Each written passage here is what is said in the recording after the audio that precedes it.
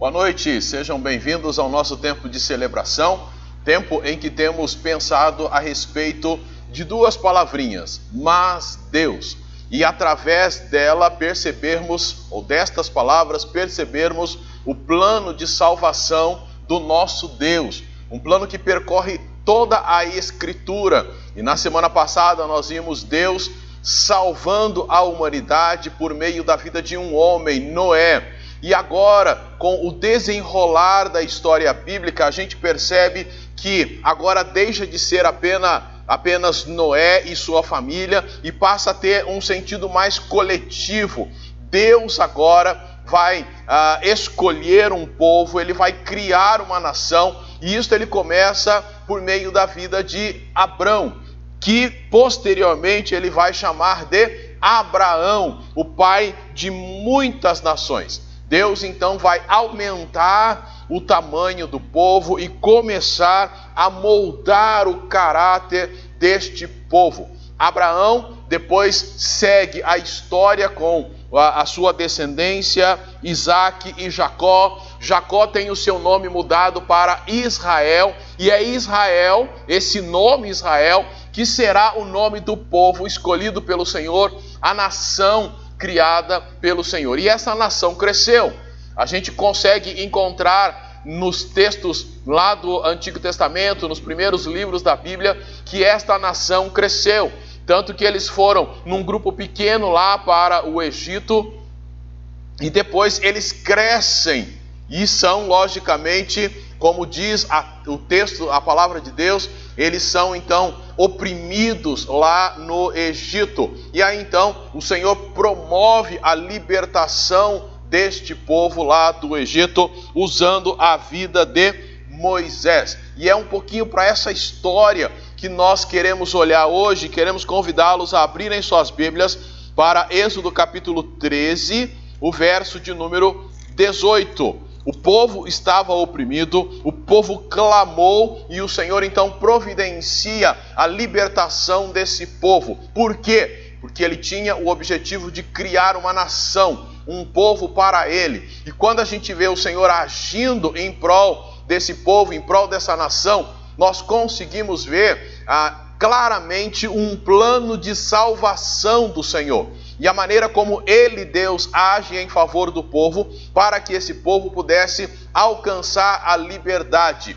Quando a gente olha para essas histórias do Antigo Testamento, logicamente, os nossos olhos já vão para o Novo Testamento, para o momento em que Deus vai promover a salvação da humanidade por meio da pessoa de Jesus Cristo. O que nós vemos no Antigo Testamento aponta para aquilo que Deus em Cristo iria promover na vida de todo aquele que crê. Mas quando a gente chega em Êxodo capítulo 13, o verso de número 18, nós vamos encontrar um momento em que Deus faz o povo sair do Egito. E o texto assim diz para nós, Êxodo capítulo 13, verso 18.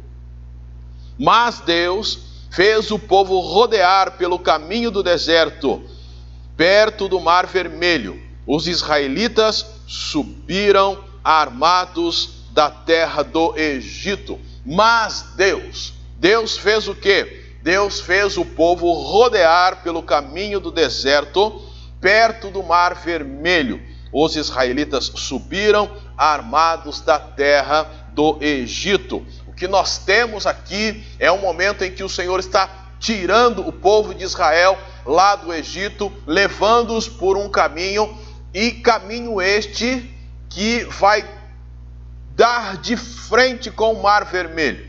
E aí então é que vai surgir o desenho das crianças para hoje. Vocês vão desenhar a travessia do Mar Vermelho. Vocês podem desenhar um mar que necessariamente não é vermelho. O nome mesmo do mar seria Mar de Juncos, mas ele se torna tradicionalmente conhecido como Mar Vermelho. E aí vocês então podem desenhar o mar, só que desenhem o mar da seguinte maneira: um lado com água até no alto, do outro lado água, e no meio um caminho, por onde vocês podem desenhar pessoas atravessando. Este processo de Deus fazer o povo atravessar indica o momento da grande libertação do povo de Israel. Mas é interessante porque o que as crianças estão desenhando é praticamente o final deste processo de libertação. Por quê? Porque o texto que nós lemos fala que Deus retirou o povo e os levou pelo deserto. O que nós estamos vendo é o processo, o início da transformação de um povo numeroso, sim, talvez aí mais de 2 milhões de pessoas, um povo numeroso, mas ele quer transformar esse povo em uma nação. E para isso, ele então libertou o povo, usando a vida de Moisés como grande líder para conduzir este povo do Egito para a terra prometida. Só que quando a gente olha para a maneira como o Senhor age, é muito curioso, porque ele tira o povo de lá por um caminho que não era o caminho mais fácil, não era o caminho mais direto, consequentemente não era o caminho mais curto. Era um caminho difícil, era um caminho que dava mais volta e por isso demoraria mais. Mas é claro, Deus fez isso e fazendo Deus isto, fez com que o povo e Moisés não precisassem se preocupar por qual caminho seguir. Na verdade, Moisés estava seguindo as ordens do Senhor e o povo estava seguindo Moisés. Mas por onde ir? A gente observa no texto que esta não precisou ser uma preocupação de Moisés e do povo, porque quem os conduzia era o Senhor. E o Senhor então escolhe este caminho que, como lemos, não é o caminho mais fácil, não era o caminho mais rápido, consequentemente não era o caminho mais curto. E isso torna algo da Bíblia muito interessante, porque a Bíblia diz que os caminhos do Senhor, ou o caminho do Senhor é perfeito.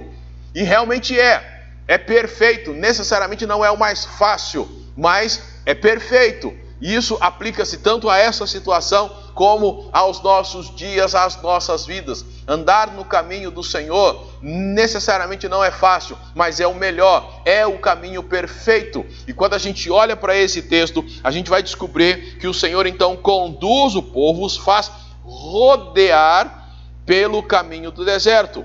E a questão é, qual o propósito de Deus? Por que Deus levou-os por este caminho? Queremos apontar alguns. O primeiro propósito a gente encontra no versículo de número 17, aí do capítulo 13, que fala assim: quando o faraó deixou o povo sair, Deus não os conduziu pelo caminho da terra dos filisteus, embora fosse mais curto, pois disse, para que, caso enfrente guerra, o povo não se arrependa e volte para o Egito. O primeiro propósito de Deus foi impedir que Israel, o povo de Israel, enfrentasse guerra. O Senhor sabia que seguindo direto, eles teriam que passar pelo território dos filisteus e possivelmente os filisteus os atacariam, eles teriam que enfrentar guerra, e se enfrentassem guerra, se enfrentassem dificuldade, tendo acabado de sair do Egito, a possibilidade deles desistirem da caminhada e voltarem para o Egito era muito grande. Por isso o Senhor diz, eu não vou levá-los por este caminho. O primeiro motivo, então, é porque Deus não queria que eles enfrentassem guerra. Mas Israel não estava armado. Algumas versões, como a minha, que eu estou usando aqui, vai falar lá no versículo 18, que Israel ou os israelitas subiram armados da terra do Egito. Porém, outras traduções vai dizer que o povo de Israel saiu do Egito arregimentado. E esta tradução é melhor, porque a ideia não é que eles saíram armados com armas, mas a ideia é dizer que eles saíram organizados. Eles eram sim um povo que viveu mais de 400 anos cativo, haviam sido escravos ou ainda estavam como escravos, mas eles não saíram desorganizados de lá. É só você ler o relato do momento em que eles vão sair, a maneira organizada como eles saem, toda a preparação, e então eles saem de maneira organizada. Eles não tinham necessariamente armas, tudo indica que realmente não tinham.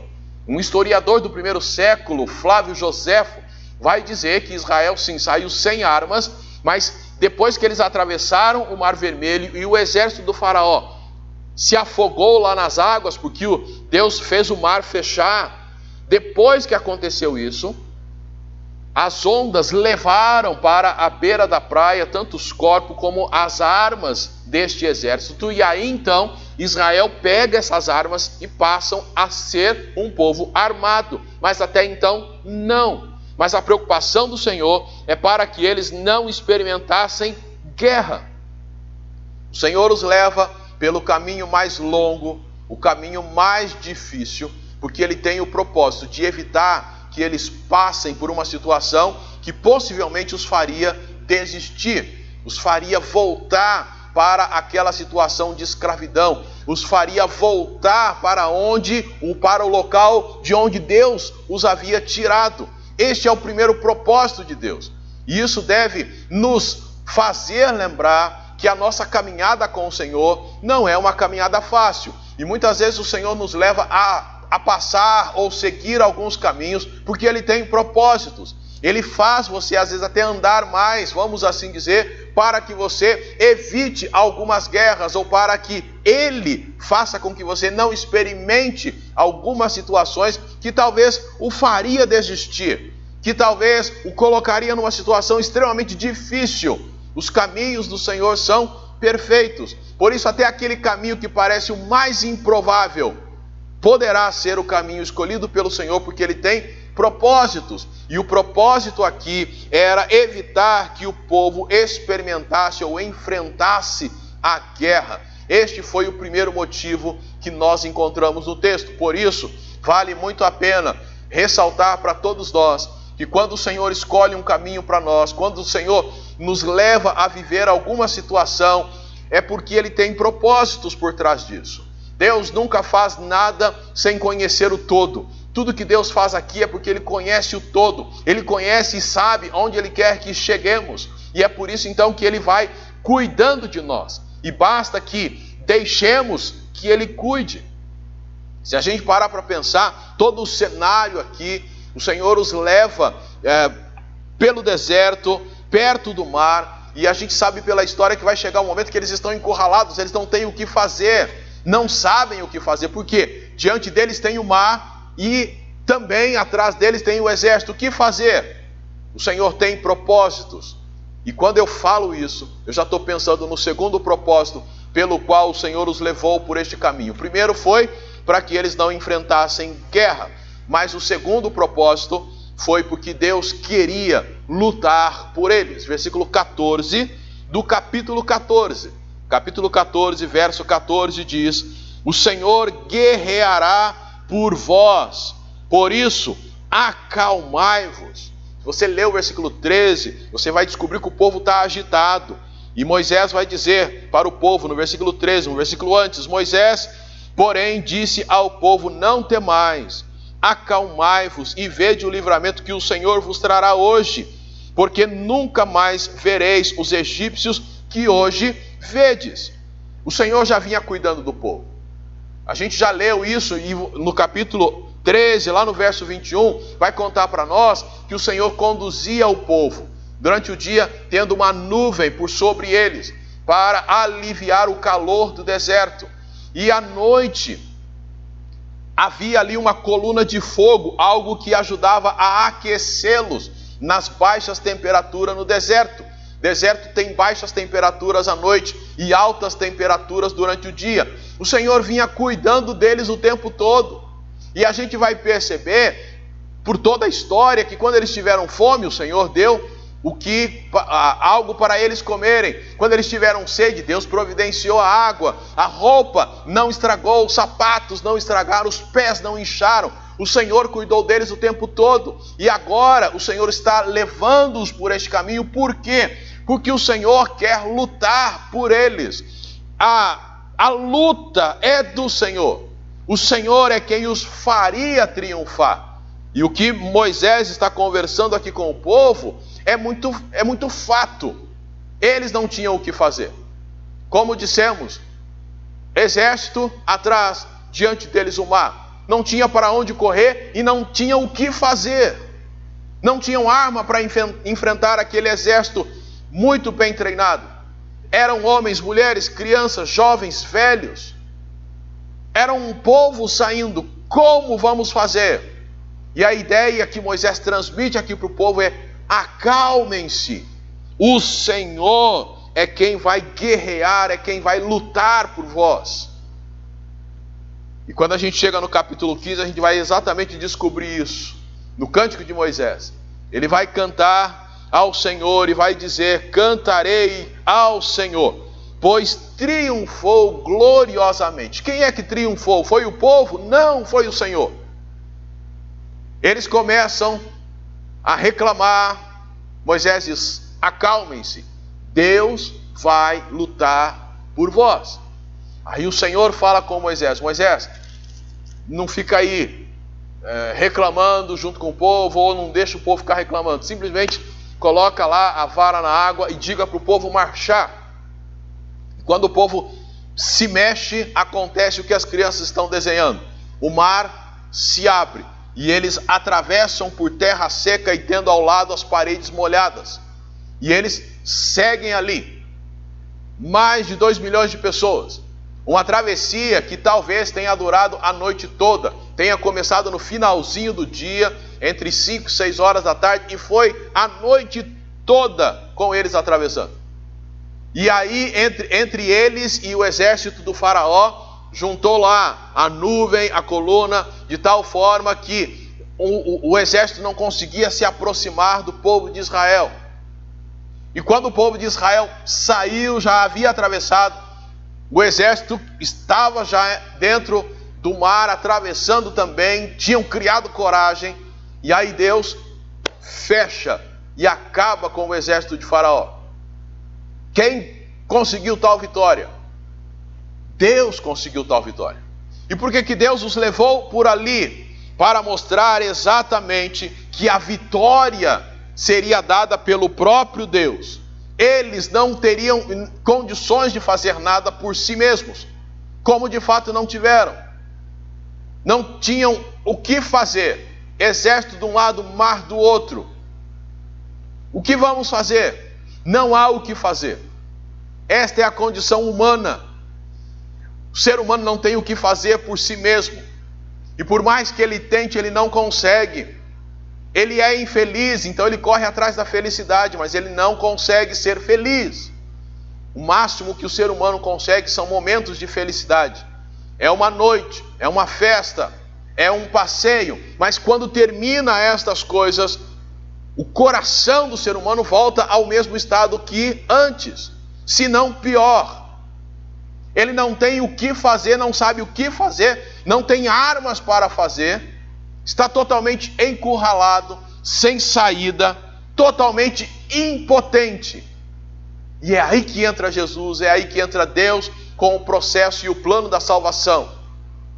E o Senhor deixa o ser humano chegar neste estado, para que ele se entregue, para que ele reconheça: não tenho o que fazer, eu só posso seguir as orientações do Senhor. O que o povo de Israel experimentou aqui foi exatamente isso. Não havia o que ser feito. Exército, mar, não sabemos e não podemos fazer nada. Estamos aqui numa condição de impotência. E isto que é a salvação, isto que é o Evangelho, é o ser humano impotente, tendo um Deus potente, disposto a agir em favor dele, para a salvação dele, ser humano. Por isso que Deus os levou pelo deserto, para que eles pudessem evitar aquela guerra lá com aquele povo, os filisteus, mas também para que eles pudessem ter Deus lutando por eles. E entendessem também que somente Deus poderia libertá-los e de fato torná-los uma nação. E aí a gente chega ao terceiro ponto do porquê Deus os levou para lá. Deus os levou por este caminho, porque Ele queria fazer deles uma nação. Acompanhe aí na tua Bíblia alguns versículos. Capítulo 14, o verso de número 16, que vai dizer: e tu ergue e estende a tua mão com a vara sobre o mar e abre-o, para que os israelitas passem pelo meio do mar em terra seca. Verso 22. E os israelitas entraram pelo meio do mar em terra seca, e as águas foram ficando como um muro à direita e à esquerda deles. Versículo 30. Assim, naquele dia, o Senhor salvou Israel da mão dos egípcios, e Israel viu os egípcios mortos na praia.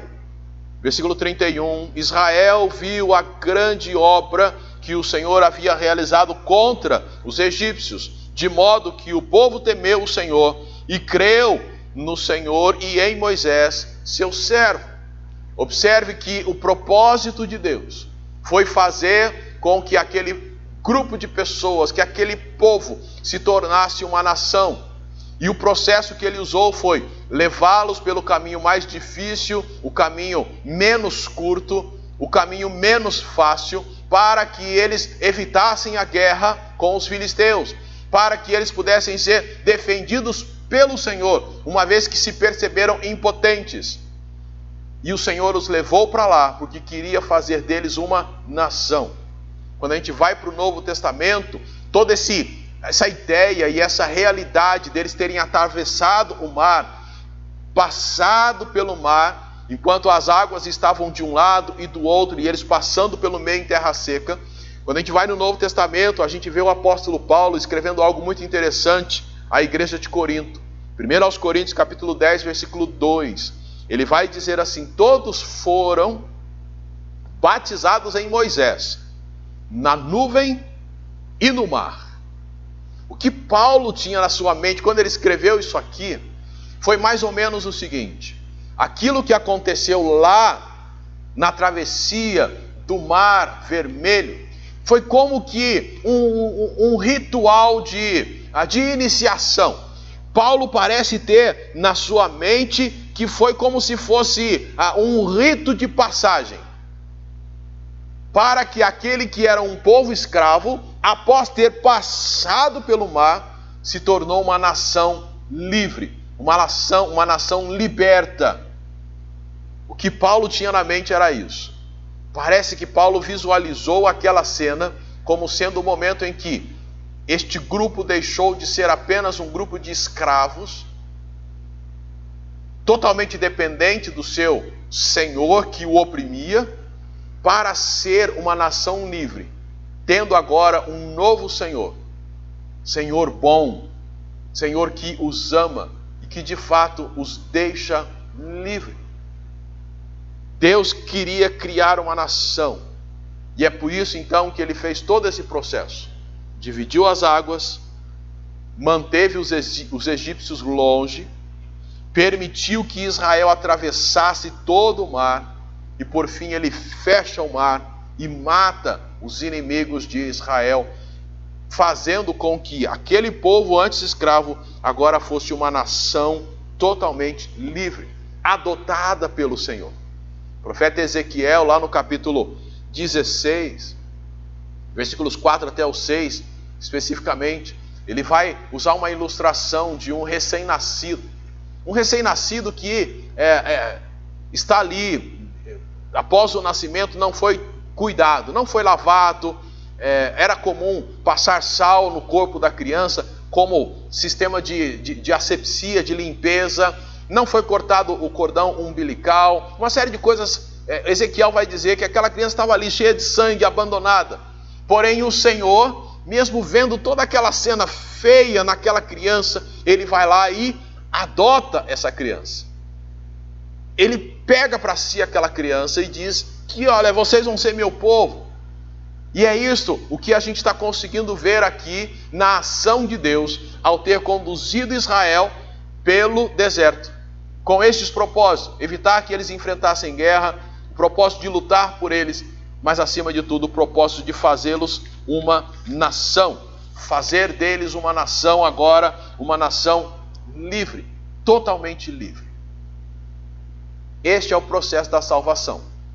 O Senhor é aquele que nos guia por um caminho que às vezes não parece ser tão fácil, e realmente não é, mas é o melhor, porque Ele está nos livrando de algumas situações, Ele está assumindo o controle da nossa vida como sendo nosso Senhor, porque Ele quer realmente transformar-nos na sua nação, levar-nos para fazer parte da nação daquelas pessoas que creem nele. E é por isso que Ele, de fato, faz todo o processo para que nós possamos crer. É por isso que Ele tem o desejo de livrar-nos, de lutar por nós e de nos transformar em pessoas separadas dEle, em pessoas ligadas à nação dEle, ao povo dEle, à família dEle. É por isso que quando a gente lê Êxodo capítulo 13, versículo 18, nós temos que enxergar a ação de Deus, o plano de Deus, o processo de Deus que visava a salvação, que no futuro seria concretizada por meio da morte e ressurreição do nosso Senhor Jesus Cristo. Mas Deus fez o povo rodear pelo deserto, pelo caminho do deserto, perto do Mar Vermelho. Os israelitas subiram armados ou arregimentados, organizados da terra do Egito. Essa é a nossa história. Todos nós estávamos cativos, presos nos nossos delitos e pecados, uma vez que lá atrás, em Adão, rejeitamos a Deus. Todos nós estávamos perdidos, totalmente escravizados por Satanás, pelo pecado. Mas aí então vem Deus e nos manda Jesus. Jesus vem a este mundo, vive aqui, morre na cruz, ou é morto na cruz, é ressuscitado ao terceiro dia. Para quê? Para que todo aquele que nele crê não pereça, mas tenha a vida eterna. Nós estávamos numa situação de impotência, e muitos já descobriram isso e creram em Jesus. Mas talvez você ainda não se deu conta que você não consegue encontrar alegria, esperança, paz, segurança nas coisas que o mundo oferece, ou mesmo nas coisas que você cria. Todas essas coisas só são encontradas em Jesus, e mais do que isso, a vida eterna só é encontrada em Jesus. O que haverá de ser da tua alma após a morte? Só há dois caminhos: ou com Cristo no céu por toda a eternidade, ou longe de Cristo por toda a eternidade lá no inferno. O povo de Israel diante do mar e tendo atrás de si o exército de Faraó, não tinham o que fazer. Se voltassem, teriam que enfrentar o exército, ou então, no mínimo, voltar para a escravidão. Se fossem à frente, morreriam afogados no mar. O que fazer? Esta é a tua situação. Esta é a situação da humanidade. O que fazer? A resposta é simples: você tem que crer. Porque foi isso que teve que fazer o povo lá diante do mar. O Senhor disse para Moisés pegar a vara, versículo 15 do capítulo 14, para ele pegar a vara, versículo 16, melhor dizendo, erguer a vara e mandar o povo marchar. Ir até o mar, em direção ao mar, e vai lá. Sigam, e aí eu vou fazer o que tem que fazer. Deus falando com Moisés. Este passo de onde eles estavam, em direção ao mar, para ver o que vai acontecer, e o que aconteceu foi o mar se abrir, exigiu deles fé. Assim como para que você saia de onde você está, da vida que você tem, das tentativas que você tem feito, das coisas que aparentemente estão funcionando, e ir para Jesus, respondendo a Ele: sim, eu reconheço que eu sou impotente, que eu estou totalmente encurralado, não sei o que fazer da minha vida e tudo que eu tenho feito não funciona. Eu reconheço que eu não consigo, então eu me entrego a Ti. Para sair daqui e chegar até crer em Jesus, é necessário um passo de fé. E você é convidado a dar esse passo de fé, porque foi esse o convite que o próprio Jesus fez. Mateus 11, 28 a 30. Vinde a mim, todos os que estáis cansados e sobrecarregados, e eu vos aliviarei. Tomai sobre vós o meu jugo e aprendei de mim, que sou manso e humilde de coração, e vocês vão achar então descanso para a vossa alma. Está com a alma cansada? O povo de Israel estava mais de 400 anos cativo. Sabe qual era a esperança deles de libertação? Praticamente nenhuma. Mas eles clamaram a Deus. Talvez você ache também que a tua vida não tem mais jeito, que a tua situação não tem mais jeito. Talvez você acredite que ninguém, nada possa mudar o quadro, a história da tua vida. Mas continue clamando, porque Deus pode mudar. E Ele não vai mudar, Ele já pode mudar, porque tudo que precisa para mudar a situação da tua vida já está aí à sua disposição, que é Jesus. Ele já veio, já morreu, já foi ressuscitado, basta você crer. O passo de fé agora é seu. Ele está disponível falando, vinde a mim. Você não pode fazer nada por si, mas Deus pode fazer tudo por você. E é por isso que nós olhamos para esse texto de Êxodo, quando o povo é liberto, levado pelo Senhor por um caminho que humanamente falando não vai dar certo. Assim como muitos vão dizer para você, esse negócio de Jesus também não vai dar certo. É possível que muitos vão olhar para você e dizer, para com esse negócio de querer ir atrás de Jesus, de igreja, isso não melhora a vida de ninguém. Em parte eles têm razão, a igreja em si não resolve, mas Jesus resolve. E andar com um povo que está seguindo a Jesus colabora aí bastante para que nos fortaleçamos cada vez mais na fé, cresçamos cada vez mais no conhecimento do nosso Senhor Jesus Cristo, ao lermos a Bíblia, ao estarmos com um povo que ora por nós e nós oramos por eles, e aí nós caminhamos juntos, crescendo cada vez mais no relacionamento com Cristo, até que Ele volte ou nos leve para estar com Ele por toda a eternidade. Receba Jesus como teu Salvador. Diga sim para Ele. Diga para Ele, Senhor, eu preciso de Ti tomando conta da minha vida, porque eu não dou mais jeito, eu não consigo. O Senhor tem dado para nós esta oportunidade de pensar nessas duas palavrinhas, mas Deus. Por quê? Porque antes dela nós vemos toda a corrupção humana, tudo que está acontecendo com o ser humano, como que o ser humano está perdido. Mas quando Deus intervém, mas Deus, quando Ele se coloca na história e age em favor do ser humano, nós vemos a mudança, e a mudança significa transformação, salvação, significa libertação. Nesse texto que lemos hoje, antes do Senhor agir, o povo era escravo. Depois que o Senhor agiu, se tornaram não mais um simples povo, mas uma nação cujo nome é Israel, um povo liberto. E hoje, sem Jesus, pessoa perdida. Crendo em Jesus, uma pessoa que agora faz parte do povo de Deus. É isso que o Senhor deseja para a tua vida, é isso que o Senhor quer para todos nós. E a resposta é individual. Eu não posso responder por você. Eu posso te incentivar a dizer sim para Jesus. Eu já disse sim para Jesus. E posso garantir que hoje conheço e tenho experimentado a verdadeira felicidade, a verdadeira paz, a verdadeira esperança. Somente Jesus pode mudar a nossa vida. Então, creia nele. E vamos orar agora para que você tome essa coragem de crer em Jesus. Feche os seus olhos e vamos orar. Deus, que as pessoas que estão ouvindo, participando deste culto e que ainda não tomaram uma decisão por Ti, possam, conduzidas pelo Teu Santo Espírito, dizer sim e crerem em Jesus, para que experimentem a verdadeira felicidade.